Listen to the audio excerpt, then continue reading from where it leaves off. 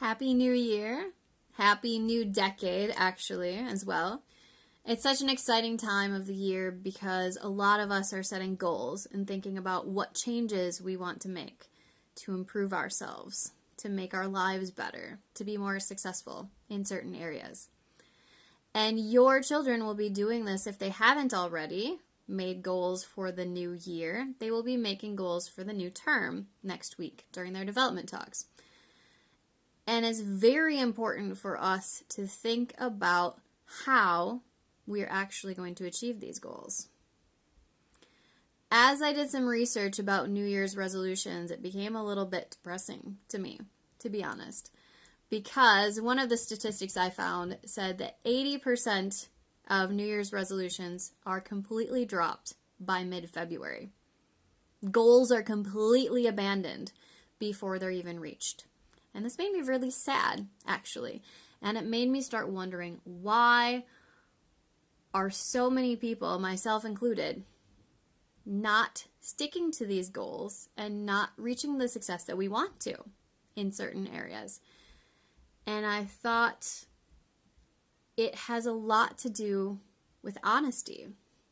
It has a lot to do with us being honest with ourselves and really analyzing our own behaviors, taking our own responsibility for our progress toward our goals. One of my resolutions was to run more. I let that become not a priority as I got really busy with the school, and I would really like to get back into running more consistently, especially as I train for the Stockholm Marathon again this year. And as I try to achieve that goal of running more, longer distances and more consistently, I'm sure that I can find a lot of things to get in the way of that. I can't run because I'm too busy. I can't run because it's very dark outside. I can't run because it's really cold and a little bit slippery and I might fall. But if I'm honest with myself, if I'm not running the distance and the consistent amount of times that I wanted to, it's because I haven't prioritized it. It's because I haven't found solutions for those small obstacles that I just mentioned. And it's the same with our students. If they want to improve their grade in Swedish, for example, this term, they can find all sorts of reasons why they can't do it.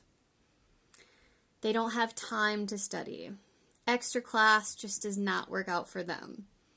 Their teacher speaks too quickly. The homework is too hard. The homework is too easy. They sit by a person in the classroom that they don't particularly like. There are so many things that they can use as reasons why they're not achieving their goal. When at the end of the day, if they're honest with themselves, it's because they did not prioritize it and they did not fight through those challenges.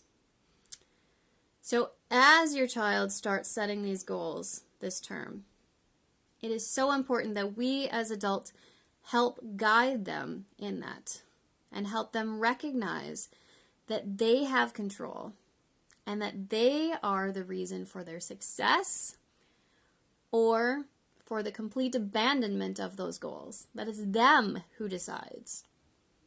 Not their teacher, not their classmates, not you as parents.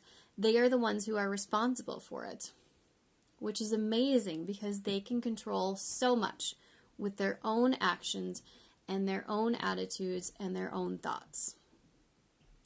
So as we go forward with this term, please help me work with this because this is such a valuable tool to give to our children, that they can see a goal and they can be honest with themselves as they go through obstacles of their own part in this.